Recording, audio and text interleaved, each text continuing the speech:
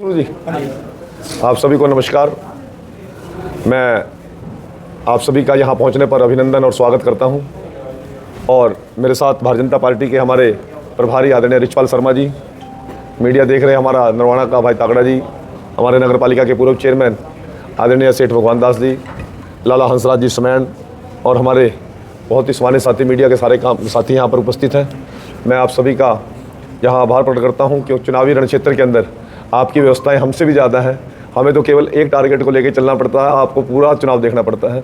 तो आपकी व्यवस्थाओं को समझते हुए कुछ मैं 2-3 बिंदु है जिनका वार्ता करने के लिए मैंने आपको निवेदन किया है और मेरे निवेदन पे आप यहाँ पहुँचे, मैं आपका आभारी हूँ। हमारे नरवाना विधानसभा का चुनाव शांतिपूर्वक संपन्न हो। सभी मतदाता से मैं अपील करता हूँ कि अपने मत का उपयोग करें, क्योंकि लोकतंत्र के अंदर हमारा सबसे बड़ा उत्सव है ये। एक दिन का ये उत्सव यदि हम इसमें हिस्सेदारी नहीं लेंगे तो हमें फिर 5 साल के बाद मौका मिलता है। और यदि सभी मतदाता, सिलेक्शन कुछ भी हो सकती है, निर्णय कुछ भी हो सकता है, परंतु मैं सभी से मतदान की अपील करता हूँ।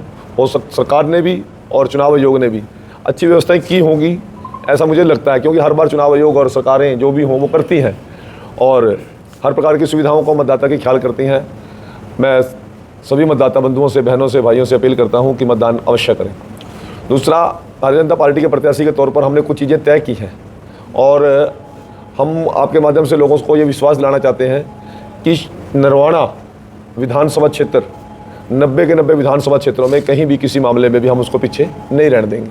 डेवलपमेंट की जहाँ बात है तो हमारी आज के दिन सबसे बड़ी जो समस्या है, इसी रोड पर जो ये फ्लाईओवर रेलवे का पेंडिंग पड़ा है, अधूरा पड़ा है, इसको प्राथमिकता के आधार पर इसको हल किया जाएगा, क्योंकि पूरे शहर का आवागमन इस पुल का सुगम करता है। और हमारा जितने व्यापारी केंद्र है, चाहे हमारी नई अनाज मंडी है, चाहे हमारा ओल्ड कोर्ट रोड है, चाहे पुरानी अनाज मंडी है और लोहा मंडी है, सारी व्यापारिक स्थल इसी फ्लाईओवर से जुड़े हुए हैं।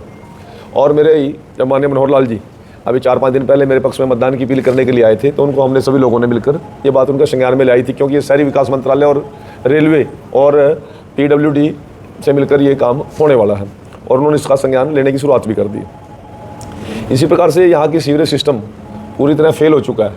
उस पर एक टेंडर भी हो गया है, काम भी शुरू हो गया था, परंतु किसी न किसी कारण से वो स्पीड कम रही और पहले लोकसभा चुनाव के कारण और अब विधानसभा चुनाव आचार संहिता के कारण कुछ काम रुका है।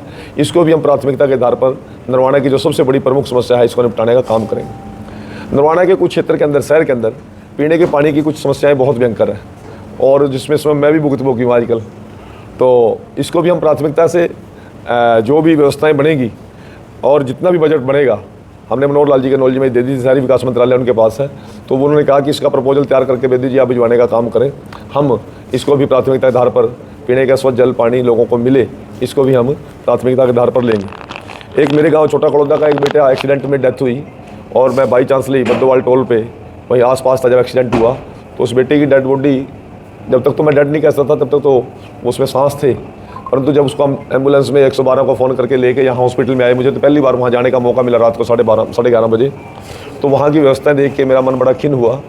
मैं चाहता हूँ कि ये 100 बेडेड हॉस्पिटल में जो जो मूलभूत सुविधाएँ होनी चाहिए उनका हम पूरी मजबूती के साथ, शहर के लोगों का एक बहुत बड़ा ये जान बचाने का, स्वास्थ्य लाभ का केंद्र है, इसका सुधारीकरण हो, नवीनीकरण हो, ये सारी चीज़ें मेरे संज्ञान में हैं।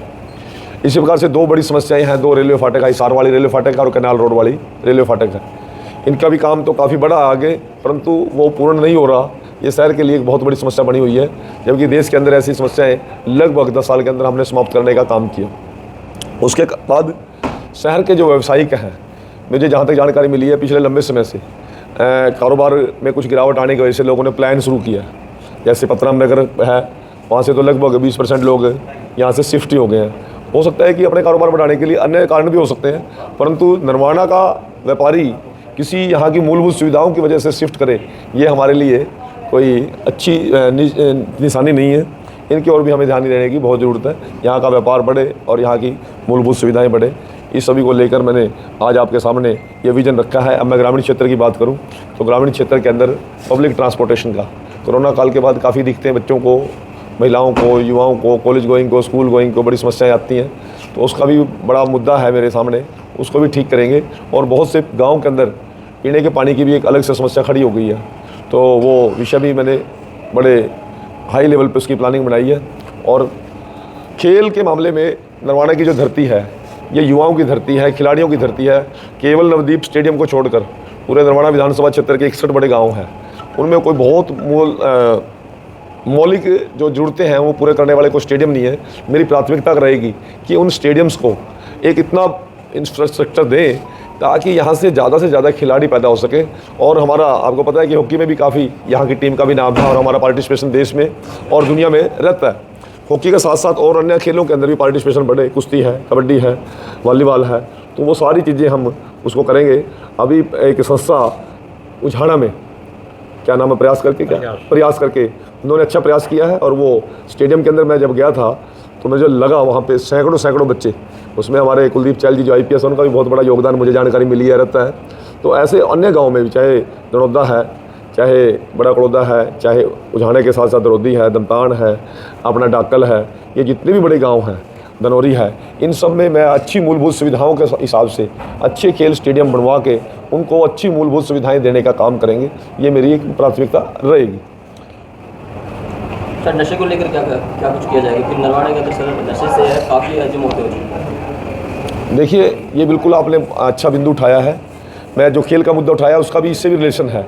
जब बच्चे खेल में ध्यान लगाएंगे तो एक तो ये प्रेरणा मिलेगी, लोगों का ध्यान डाइवर्ट होगा, परंतु कानून व्यवस्था इतनी मजबूत हो कि नशा बेचने वालों को बहुत बड़ा दस्त बने, तो ऐसा भी हम प्रयास करेंगे। उनको एक पहले तो प्रशासनिक तौर पर मैं निवेदन करता हूँ अधिकारियों से भी कि चुनाव आचार संहिता के बाद इसको प्राथमिकता के आधार पर लें, क्योंकि जो हमारी आने वाली नस्लें हैं जब वही नहीं होंगी तो स्ट्रक्चर बना के क्या करेंगे, व्यवस्थाएं बना के क्या करेंगे।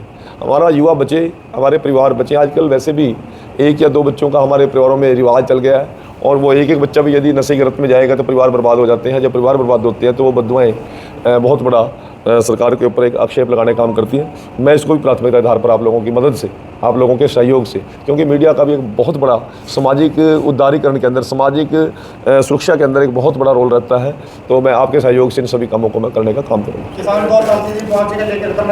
एक वो सुरेंद्र जी थे इंस्पेक्टर साहब, लाल कहाँ गए, बाहर होंगे, बिलाल यहाँ चेयर लगा दो उनकी, मैं ध्यान नहीं रही। किसान 2 साल से मोर्चों को लेकर थाने में बैठे हैं सचिवालय में, उनकी आज मांग पूरी नहीं। मेरी जानकारी में अभी नहीं बात आई क्या मुआवजे का क्या मुद्दा था, परंतु पेंडेंसी हरियाणा सरकार में तो कोई है नहीं है। मेरे संज्ञान में ये विषय नहीं आया है, और यदि आएगा तो कोई विशेष होगा तो मैं सरकार से और माननीय मुख्यमंत्री संपर्क करके, भाई साहब इधर आ जाओ, संपर्क करके उसमें प्राथमिकता आधार पर उसका विश्लेषण करेंगे। कोई धरने वाले या किसी किसान का व्यक्तिगत तो काम हो नहीं सकता, यदि वो बैठे तो कोई ग्रुप की समस्या होगी, उन लोगों को, ज़्यादा लोगों को पीड़ा होगी, उसका समाधान कराएंगे। ये मेरे ध्यान में आया विषय। मैं जब उधर पदार्थ खेड़ा साइड में इधर सारे गाँव के अंदर गया हूँ, पिपलता से आगे सड़कों की भी हालत काफ़ी खास्ता है और ट्रैफिक का डाइवर्शन रूरल एरिया से हो रहा है। तो एक दिन तो मैं भी जाम में फंसा हूँ। तो ये मैंने हमारे मुख्यमंत्री जी के चर्चा की थी, मंच पे चर्चा की थी, तो उन्होंने कहा था कि कोर्ट में कोई डेट पेंडिंग है, अपन अभी तो हेल्पलेस आचार संहिता के कारण, और हमारे जो न्यायिक अधिकारी हैं वो उसको देख रहे हैं, शीघ्र इसका समाधान कराएंगे।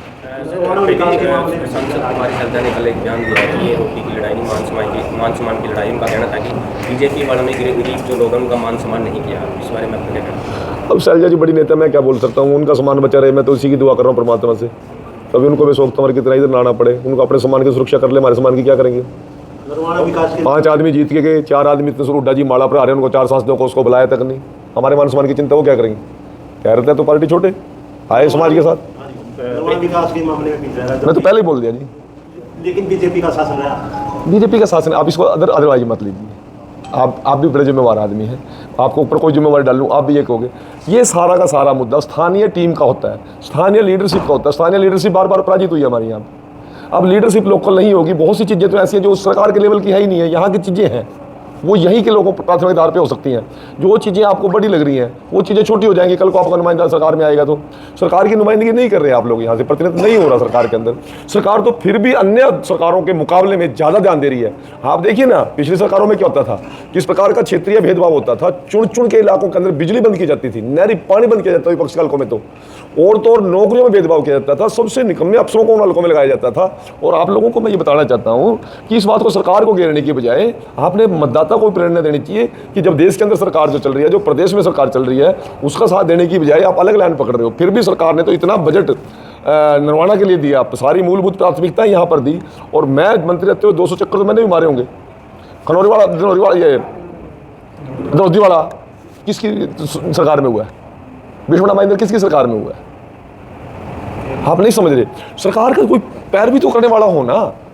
आपके पास भी 1000 काम है। मैंने आज निवेदन किया तभी आप आए ना जी। आपके लिए टाइम तय किया, आपसे रिक्वेस्ट की, 20 लोगों ने फ़ोन भी किए होंगे, नहीं तो पत्रकार तो आप भी हो, आप भी क्यों आएंगे? यहाँ की नुमाइंदगी को लेके जाने वाला आदमी तो नुमाइंदगी करे ना। 10 साल तो पृथ्वी जी हमारे विपक्ष में रहे बेचारे प्योर।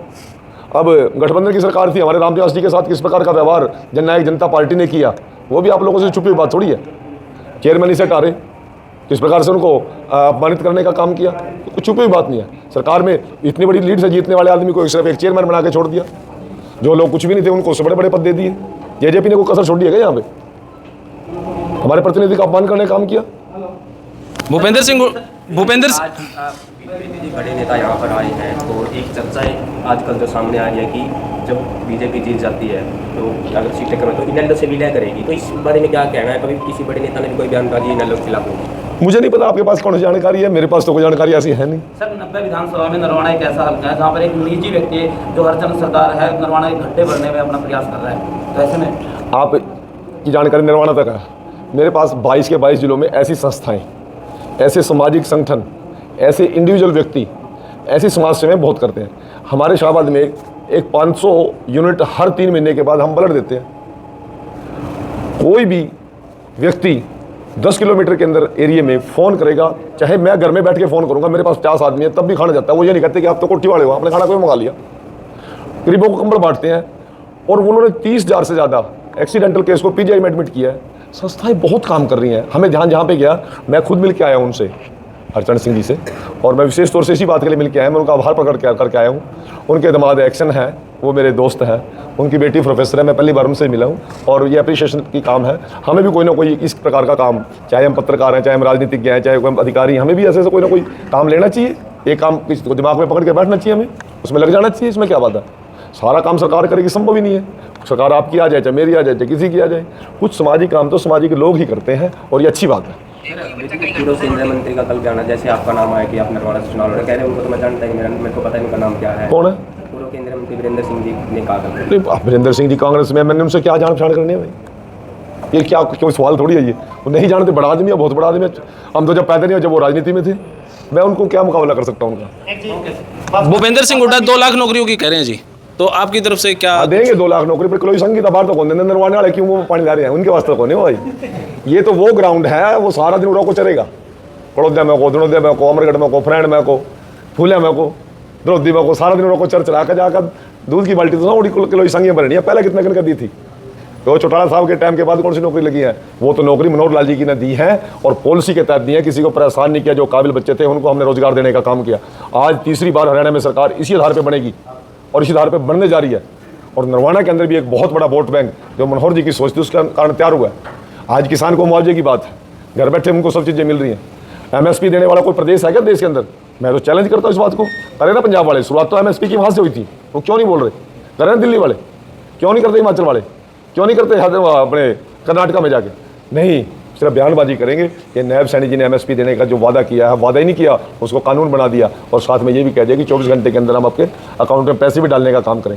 हुड्डा जी तो ये भी कह रहे थे कि ऑनलाइन पेंशन हो ही नहीं सकती, जो हम दीजिए मैं कर जाता, 2.5 साल पहले कर जाता। हमने 13 महीने में करके दिखाई कि नहीं?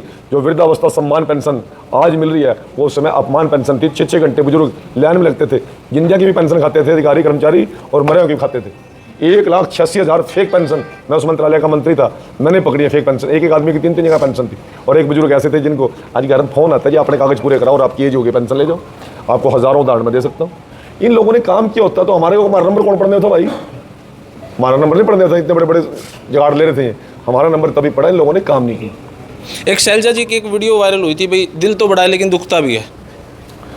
हम सभी को पता है, मेरे से ज़्यादा पता है। मैं नहीं कहना चाहता, हमारी बहन है, बड़ी है, नेता है, मेरी केंद्रीय मंत्री रही है, वर्तमान में सांसद है और बहुत अच्छा उनका स्वभाव है, बहुत अच्छा नेचर है। ठीक है जी, तो मैं उनके बारे में क्या कह सकता हूँ? परंतु एक बात जरूर कह सकते हैं, जब अशोक तंवर जी, मैं मंत्री था, अशोक तंवर जी को अपमानित करने का हुड्डा ने काम किया तो सबसे पहला बयान मेरा आया था चंडीगढ़ से। और यदि आगे कोई ऐसे हुड्डा जी ऐसी शरारत करते हैं तो हम साथ खड़े होंगे। आपने एमएसपी पर फसल बिकने की बात कही है जी, लेकिन वो एमएसपी कागजों तक सिमट कर रह जाती है, एमएसपी से कम बिकती है फसल। इसके बारे में क्या कहना? कोई उदाहरण है आपके पास? हाँ जी, धान में आप, जी। अरे आप लेके आओ ना मेरे पास, हाँ जी। आप मेरे पास एक उदाहरण लेके आज ही कार्रवाई कर देंगे। यदि अभी तो वैसे काम भी की नहीं थी। फिर आप कोई बात ही नहीं, जब आपका प्रूफ ही नहीं कोई आया भाई, कोई अथेंटिक 10 साल में जी ये MSP एमएसपी तो अब तो नैब श्रेणी ने घोषणा करी, आप करें एमएसपी। आप पहले गेहूं उठा के पहले देखिए। पहले आप स्टडी कर लीजिए, स्टडी करते हैं, हर रोज कोई तो प्रूफ ला के देना। वैसे तो मैं कुछ भी किसी पर आरोप लगा दूंगा, कोई किसान ये कहे कि मेरी एमएसपी से कम पे फसल बिकी है, ठीक है वो हम करेंगे हैं? कच्ची निकाल लिया तो मंदी भी गई। अब वो तो वो अपनी बात करता जी, मैं ये कह रहा हूँ आपके पास कोई ऐसा प्रूफ है तो दीजिए, हम कार्रवाई करेंगे। सर नरवाना विधानसभा की क्या क्या मुद्दे लेकर चल रहे हो आप? मैंने सारे आपको बता दिए। बहुत बहुत धन्यवाद। बहुत बहुत धन्यवाद। बहुत बहुत शुक्रिया सर। आपका धन्यवाद जी। अच्छा, जल पानी की व्यवस्था भाई